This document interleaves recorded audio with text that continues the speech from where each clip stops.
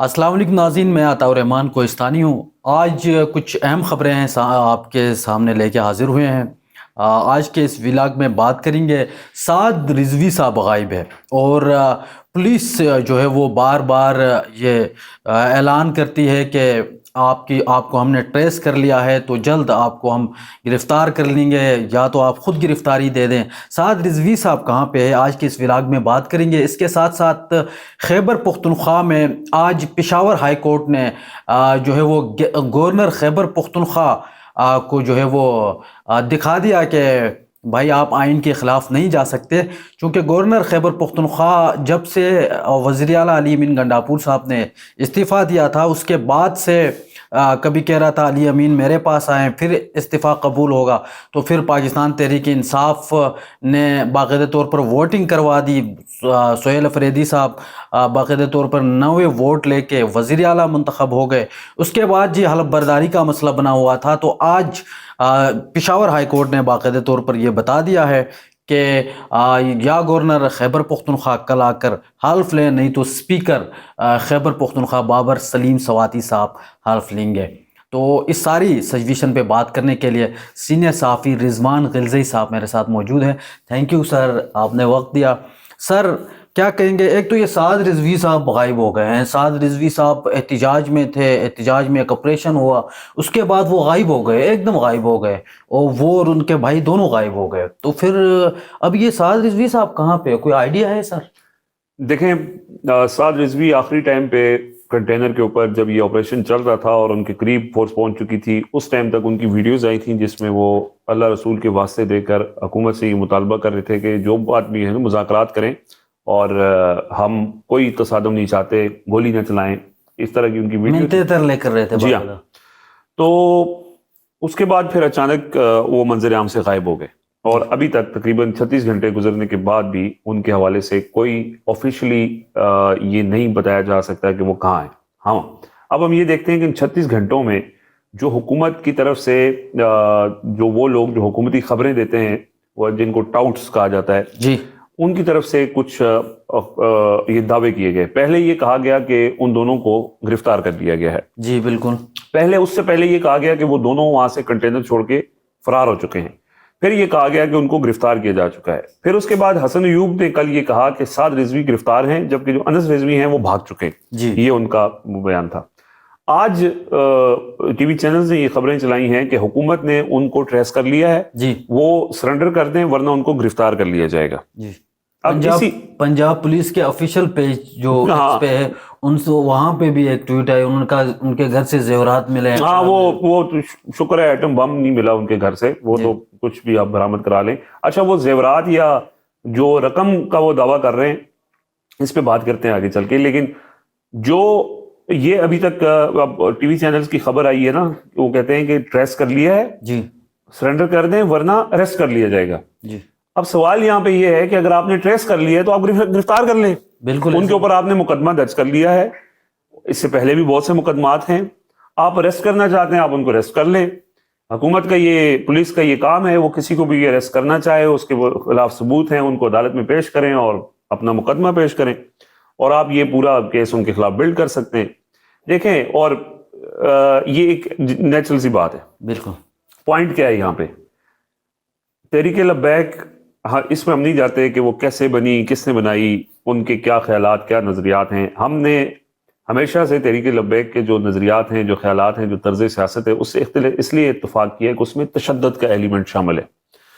दूसरी वजह यह है कि उसमें वो कुफर का किसी के ऊपर इल्ज़ाम लगा देना, किसी के ऊपर गुस्ताख का इल्ज़ाम लगा देना, ये भी चूंकि पुरतशद्दुद रवैया है, इस वजह से हमने कभी भी उनकी हौसला अफजाई नहीं की, ना उनकी हिमायत की। बिल्कुल। और अब भी नहीं करते। सूरत हाल ये है कि एक जमात है वो एहतजाज कर रही है। आप ठीक है, ये बात दुरुस्त है कि गजा में 2 साल तक यहाँ बमबारी होती रही, तब तक उनको एहतजाज याद नहीं आया। बिल्कुल। उन्होंने एहतजाज की कॉल दी, लॉन्ग मार्च शुरू हुआ, इस दौरान गजा अमन मुआहिदा हो गया। ठीक है, ये बात भी समझ में आती है कि उसके बाद उनको एहतजाज नहीं करना चाहिए। अब वो एहतजाज करने के लिए लाहौर से अभी निकले नहीं है। 10 अक्टूबर को उन्होंने एहतजाज करना था। उन्होंने कहा जी हम फैजाबाद से अमरीकी सफारत खाने तक एक रैली निकालेंगे। आप यहाँ इस्लामाबाद में कवर करते हैं کئی دفعہ اس سے پہلے بھی تحریک لبیک یا سیاسی جماعتیں یا مذہبی جماعتیں ہیں وہ آتی ہیں احتجاج کرتی ہیں، ڈی چوک کے اوپر کرتی ہیں، کشمیر ہائی وے کے اوپر کرتی ہیں، اپارا چوک کے اوپر کرتی ہیں، سرینا چوک کے اوپر کرتی ہیں، اور وہ ان کا ایک ایونٹ ہوتا ہے، تقریریں کرتی ہیں اور وہ وہاں سے چلے جاتے ہیں۔ صحیح تحریک لبیک والے بھی اگر آ جاتے یہاں پہ کھڑے ہوتے، تقریریں کرتے اور چلے جاتے، لیکن اس کے اندر جو پوائنٹ ہے وہ احتجاج اسرائیل کے خلاف تھا، غزہ کے حق میں تھا۔ تو ایک تو اس حکومت کا ہم نے یہ دیکھا ہے کہ سینیٹر مشتاق سے لے کے پی ٹی آئی تک جس نے غزہ کے حق میں اور اسرائیل کے خلاف احتجاج کیا ان کو انہوں نے گرفتار کیا ہے۔ تو ایک تو یہ تھا کہ ان کو احتجاج کرنے ہی نہیں دینا۔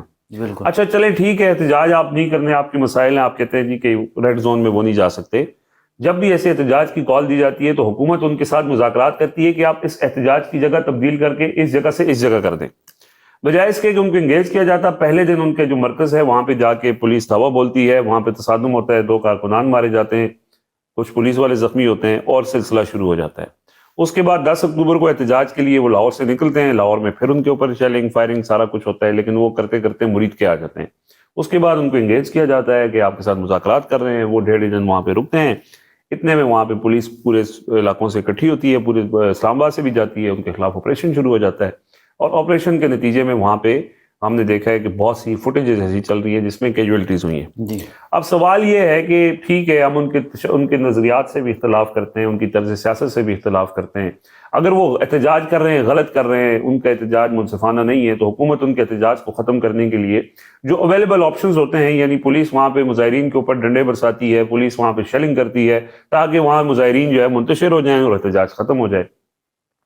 لیکن بدقسمتی یہ ہے کہ جس طرح سے ایک نیو نارمل بنا دیا گیا ہے کہ مظاہرین کے اوپر گولیاں چلانی ہیں، پہلے ڈی چوک کے اوپر 26 نومبر کو چلائی گئیں اور پھر 13 اکتوبر کو، جس میں بہت ابھی تک تعداد نہیں ہے کہ کتنے لوگ ہیں، اور دونوں اطراف پھر جب اس طرح کا تشدد ہوتا ہے تو پھر پولیس والوں کو بھی لگتی ہیں، اس میں ایک SHO بھی شہید ہو گیا ہے، بالکل بہت سے ایسے لوگ ہیں جو نامعلوم ہیں جن کا پتہ ہی نہیں ہے کہ وہ ہے نہیں ہے۔ تو یہ جو گولی مارنے والا ایک نیا طرز عمل ہماری سیاست میں ہمارے ملک میں آ چکا ہے، اور اس کو نارمل بنا دیا گیا ہے، اور بدقسمتی یہ ہے کہ اس کے اندر جو سب سے منافقانہ رول ہے وہ ہمارا جو لبرل طبقہ ہے۔ یہ جو لبرلزم کیا ہے؟ لبرلزم یہ ہے کہ تمام لوگ اپنے نظریات رکھ سکتے ہیں اور سب ایک دوسرے کے نظریات کا احترام کریں۔ جو لبرل فیشسٹ ہوتے ہیں یا جو انتہا پسند ہوتے ہیں وہ کہتے ہیں کہ اگر میری سوچ کا مخالف کوئی دوسرا بندہ ہے تو اس کو مار دیا جائے، اس کو کچل دیا جائے۔ یہ سوچ لے کے جو PTP ہے، طالبان ہیں، ان کی بھی یہی سوچ ہے کہ ہم جیسے سوچتے ہیں اسلام وہ ہے، اگر کوئی دوسرا سوچتا ہے تو اس کو مار دو، قتل کر دو، اس کو قتال کر دو اس کا۔ آج یہ جو لبرل ہیں، خونی لبرل ہیں، یہ بھی خون کے پیاسے ہیں، اور یہ چاہتے ہیں کہ جو ہمارے خلاف ہیں، جن کے نظریات جن لوگوں کے ہمارے خلاف ہیں، ان کو کچل دیا جائے۔ اور ہم نے دیکھا ایسے کئی لوگ ہیں، میں نام لیتا ہوں، فواد چودھری صاحب ہیں، انہوں نے خود آج اسٹیبلشمنٹ کو چاہیے کہ ان کو کچل دے۔ یار کوئی انسان درد دل رکھنے والا یہ کہہ سکتا ہے؟ آپ نظریات سے اختلاف کرتے ہیں، آپ نظریے کے مقابلے میں اپنے نظریے کی پرچار کریں، آپ ان کو ٹھیک ہے، آپ کے پاس شواہد ہیں کہ اگر وہ دہشت گرد ہیں تو آپ ان کے خلاف کارروائی کریں، بین کریں، ان کے اوپر مقدمے کریں، عدالتوں میں پیش کریں، لیکن گولی مارنا اور لوگوں کو قتل کر دینا، اس سے کیا مسائل حل ہو جائیں گے؟ نہیں، بالکل نہیں۔ اور اس سے نفرتیں اور بڑھیں گی، تشدد اور زیادہ پرتشدد ہوں گے لوگ، اور جس کے گھر میں جس کے کوئی کارکن اگر اس کے اندر شہید ہو گیا ہے تو اس کے گھر والوں کے اوپر کیا گزرے گی؟ بالکل۔ لیکن یہ منافق لوگ ہیں جو اس طرح کی یہ لبرل بنے ہوئے ہیں، اور مجھے بدقسمتی افسوس ہوتا ہے کہ بجائے اس کے کہ آپ مذمت کریں، آپ یہ کہیں کہ یہ ظلم ہوا ہے، آپ اس ظلم کے حامی بنے ہوئے ہیں، تو کیا افسوس ہی کیا جا سکتا ہے؟ طاہر صاحب بالکل ایسا ہی ہے، اور اسرائیل کے خلاف تو ابھی بات بالکل برداشت کی نہیں جاتی۔ نہیں، وہ تو کل آپ نے دیکھا کہ ہمارے ٹی وی چینلز نے نیتن یاہو کی تصویریں چلائی ہیں، اور یہ بھی بڑی بدقسمتی ہے کہ اس سے پہلے جب سہیل آفریدی وزیر اعلیٰ منتخب ہوئے، انہوں نے عمران خان کی تصویر اپنے سامنے رکھی ہوئی تھی، ٹی وی چینلز نے ان کی تقریر لائیو دکھائی اور عمران خان کی تصویر کو بلر کر دیا۔ بالکل، اور نیتن یاہو کل وہاں پہ جب شہباز شریف موجود تھا اور ٹرمپ وہاں پہ موجود تھا، اور نیتن یاہو کے اوپر کیمرے جب لگتے تھے تو ہمارے اسلامی جمہوریہ پاکستان کے T V channels Nitin Yahoo کی تصویریں چلا رہے تھے۔ کمال ہی ہے، ویسے فخر کے ساتھ، فخر کے ساتھ میڈل ملنا چاہیے اس میں ان کو۔ ہاں بالکل۔ اچھا سر، ایک اور چیز، گورنر خیبر پختونخوا کا کیا ہوا؟ کیونکہ گورنر خیبر پختونخوا جس طرح چاہتے تھے، جس طرح معاملے کو لٹکانا چاہتے تھے، جس طرح ایک آپ کہیں کہ ایک ایٹیچیوڈ دکھانا چاہتے تھے وہ آج پشاور ہائی کورٹ نے ختم کر دیا. پشاور ہائی کورٹ نے کہا یا کل آ کے حلف لو نہیں تو اسپیکر لے لیں گے. کیا کہیں گے ساری صورتحال؟ دیکھیں گورنر کنڈی صاحب جو ہیں وہ ان کے بارے میں وہ جو کہا جاتا ہے ویسے ان کا حال وہی ہوا ہے, وہ نہ گھر کے رہے نہ گھاٹ کے رہے جی, اور 100 جوتے بھی کھائے 100 پیاز بھی کھائے, اور اب وہ کہتے ہیں کہ جی میں کل جاؤں گا. بڑی بے شرمی اور ڈٹائی کے ساتھ بلاول نے ان کو کہا کہ آپ جائیں اور اپنی آئینی ذمہ داری پوری کریں. یہ وہ پیپلز پارٹی کا منافقانہ طرز عمل ہے جو ہمیشہ ہر موقع کے اوپر جمہوریت کو نقصان پہنچانے کے لیے یہ اپنا کردار ادا کرتے ہیں. اب عدالت سے ثابت ہو گیا کہ گورنر نے غیر آئینی طور پہ یہ استعفیٰ روکا تھا. عدالت سے ثابت ہونے کے بعد بجائے اس کے کہ وہ معافی مانگیں اور شرمندہ ہوں, وہ بڑی ڈٹائی کے ساتھ کہہ رہے ہیں کہ میں تو آئین اور قانون کے مطابق اپنی ذمہ داری ادا کروں گا. اب آپ کو نہیں ادا کرنی چاہیے, آپ اپنی سٹانس پہ کھڑے ہوں. وہ کہتے ہیں نا کہ جھوٹ بولا ہے تو صاحب کردار رہیں اور اس کے اوپر کھڑے ہوں. آپ کہتے ہیں کہ غیر آئینی ہے, پھر آپ ایک غیر آئینی وزیر اعلیٰ سے کیوں حلف لینے جا رہے ہیں؟ بالکل. اور علی امین جب تک آپ کے پاس نہیں آتا آپ استعفیٰ بھی قبول نہ کریں. تو یہ جو انہوں نے اس سازش میں, اس میں نہ صرف پیپلز پارٹی بلکہ مولانا فضل الرحمان میں نوجوانوں کی آبادی سب سے زیادہ ہے. نوجوانوں کا حقیقی نمائندہ صرف نوجوان ہو سکتا ہے. 36 سالہ سہیل آفریدی جس کے بارے میں غلط تاثر بنائے جا رہے ہیں, یہ وہ شخص ہے جو ایک پروسیس کے ذریعے ایک لیڈرشپ کے انڈر سیکھ کے, پڑھا لکھا آدمی ہے, چیزوں کو سمجھتا ہے. 1.5 سال وہ خیبر پختونخوا کا وزیر برائے CNW رہا ہے. بالکل. آپ کوستان سکینڈل آپ نے بریک کیا, آپ کو پتا ہے کہ CNW کے اندر محکمے کے اندر کتنی کرپشن ہوتی ہے. آپ 1.5 سال میں نکال کے دکھا دیں گے سہیل آفریدی نے وہاں پہ کیسی وزارت کی ہے. آپ کوئی ٹھیکے میں اس کا کمیشن نکال کے دکھا دیں. تو یہ ایسا آدمی جو پڑھا لکھا بھی ہے, جو بہادر بھی ہے, جس کی تقریر سے آپ اندازہ لگا لیں کہ وہ کتنا کلیئر ہے, کرپٹ بھی نہیں ہے. اور سب سے بڑی بات جو ہے سر وہ میرے خیال میں اپنی لیڈر کی بات بھی سنتا ہے. ایگزیکٹلی. اور دیکھیں لیڈر کی بات سننے کا مطلب کیا ہے؟ لوگوں نے سہیل آفریدی کو, علی امین گنڈا پر کو, بابر سنگھ سواتی کو تو ووٹ نہیں دیا, لوگوں نے ووٹ لیڈر کو دیا ہے. لیڈر جو کہہ رہا ہے, آج اڈیالہ جیل میں انہوں نے اس کو ریپیٹ کیا ہے. سہیل آفریدی نے بہت تفصیل سے بیان کر دیا تھا. عمران خان نے آج جو اڈیالہ جیل میں بات ہو رہی تھی, جو گئے تھے, ویسے گئے بھی سلیکٹڈ لوگ تھے, بیرسٹر علی ظفر, بیرسٹر گوہر, بیرسٹر سیف, بیرسٹر مشعل یوسفزئی, یہ بیرسٹر گروپ جو گیا تھا. اور انہوں نے ویسے ان کا ایک چیز ہوتی ہے کہ یہ جو باہر کی چیز ہے نا, ایک تو وہ پوری بات باہر والی بھی عمران خان کو نہیں بتاتے اور عمران خان کی پوری بات بھی باہر آ کے نہیں بتاتے, کچھ چیزیں بیچ میں سے. بیرسٹر گوہر صاحب تو آگے کہتا ہے ساری قیادت پہ اعتماد کا اظہار کیا ہے.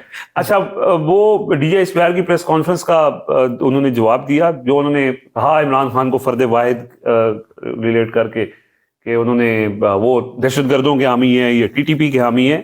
عمران خان نے کہا ہے کہ ہم TTP کے حامی نہیں ہیں, ہم دہشت گردوں کے حامی نہیں ہیں, ہم آپریشن کے بھی مخالف نہیں ہیں. ہمارا جو پوائنٹ ہے وہ یہ ہے کہ اگر آپ نے آپریشن کرنا ہے, دہشت گردوں کے خلاف آپ آپریشن کریں, لیکن سیاسی حکمت عملی کے ذریعے کریں. منتخب نمائندوں کے فیصلوں کو اس میں نہیں نگیٹ کر سکتے. آپ وہاں کے لوکل مشران عمائدین کے فیصلوں کو نہیں نگیٹ کر سکتے, آپ ان کی مشاورت سے کریں. کیوں کریں؟ کیونکہ ہم نے یہ کام کیا اور ہمارے 3.5 سالہ دور میں دہشت گردی نہیں تھی. میں یہ بات اس لیے نہیں کرتا کہ میں فوج کے اوپر تنقید کرتا ہوں, فوج میری, ملک میرا, مجھے جو شہید ہونے والے ہیں وہ ہمارے لیے قابل احترام ہیں, قابل عزت ہیں. لیکن یہ بات اس لیے میں کر رہا ہوں کہ میں اس ملک کا شہری ہوں, میں پاکستان کی سب سے بڑی سیاسی جماعت جس کے اوپر لوگوں نے اعتماد کیا الیکشن میں, اس کا لیڈر ہوں. اور میں اس حیثیت سے یہ بات کر رہا ہوں کہ یہ جو تنقید ہے اس میں ملک مسائل نہ ہوں. یہ جو اسٹریٹجی آپ کی ہے اس سے مسائل بڑھتے جا رہے ہیں, کیا دہشت گردی کم ہو گئی ہے؟ تو یہ ساری چیزوں کو انہوں نے ایکسپلین کر کے یہ بتایا ہے کہ اس کا حل ہے. اس میں 4 فریق ہیں, پاکستان کے عوام اور جو اس میں پاکستان کی حکومت, افغان حکومت اور افغانستان کے عوام, ان 4 لوگوں کو ساتھ بٹھائے بغیر اس دہشت گردی کے جو ناسور ہے اس کو ختم نہیں کیا جا سکتا. تو یہ بڑا کلیئرٹی کے ساتھ انہوں نے یہ بات کی ہے. اور سہیل آفریدی اب اسی چیز کو لے کے آگے چلیں گے. اس میں کیا ہو سکتا ہے, کیا سہیل آفریدی آپریشن رکوا دیں گے؟ کیسے رکوائیں گے کہ اوپر سے ظاہر ہے اگر کوئی ڈرون حملہ ہے تو سہیل آفریدی اس ڈرون کے سامنے تو نہیں کھڑے ہو سکتے نا. بالکل. وہ عوامی سطح پر بات کریں گے. وہ یہ بھی نہیں ہوگا جیسے علی محمد خان نے کہا کہ وہ اسلام آباد کے اوپر میزائل مار دیں گے, لیکن وہ جب ظاہر ہے اس طرح کی میٹنگز ہوتی ہیں جہاں پہ وہ وفاق کے ساتھ انگیج ہوتے ہیں, وہاں پہ وہ اپنا مقدمہ رکھیں گے. بالکل اگر ان کی بات مانی جائے گی تو ٹھیک ہے, ورنہ وہ ان کے پاس ایک ہی آپشن ہے کہ وہ عوامی سطح پہ احتجاج کریں, بالکل. اور وہ یہی ایک طریقہ ہے. باقی یہ تو نہیں ہے کہ کوئی وہ ڈرون کے آگے کھڑے ہو جائیں گے تو آپریشن رک جائے گا, یا وہ اسلام آباد کے اوپر کوئی بم مار دیں گے تو آپریشن رک جائے گا. یا سوشل میڈیا پہ لوگ آ کے کہیں گے آپ کیا کر رہے ہو پھر. ہاں تو وہ مطلب یہ کیا کرے گا, وہ تو آپ والی بات ہے, یا احتجاج کرے گا, وہ مخالفت کر سکتا ہے, وہی کر لے گا. چلیں احتجاج بھی کرے گا یا وہاں پہ میٹنگ کے اندر مخالفت بھی کرے گا تو کرے گا تو صحیح نا. اس سے پہلے والا جو تھا وہ تو یہ بھی نہیں کرتا تھا. بالکل ایسا ہی ہے. بہت شکریہ سر, آپ نے وقت دیا. ایک بات تو واضح ہو گئی ہے کہ پاکستان تحریک انصاف کے اندر جتنی بھی اختلافات تھے وہ سارے ختم ہو گئے. اس سے پہلے ہم نے دیکھا جنید اکبر صاحب تھے, وہ یہ گلا کرتے ہوئے نظر آتے تھے کہ علی امین صاحب ان کو کام کرنے نہیں چھوڑتے. لیکن آج یہ جو چند دن ہے جب سے نامزد کیا گیا وزیر اعلیٰ سہیل افریدی, اس کے بعد آپ جنید اکبر کے رول کو دیکھو تو بڑا زبردست وہ رول پلے کر رہے ہیں خاص کر. تو اب پاکستان تحریک انصاف میں یہ نیا وزیر اعلیٰ آنے کے بعد جتنے اختلافات تھے وہ بھی ختم ہو گئے ہیں اور اکٹھے ایک پیج پر بھی دکھائی دے رہے ہیں. ناظرین, یہ آج کی کچھ اہم خبریں تھیں جو آپ کو تفصیل بتائی. انشاءاللہ ملیں گے ایک اور نئے ویلاگ کے ساتھ, تب تک کے لیے اجازت دیجیے. اللہ حافظ.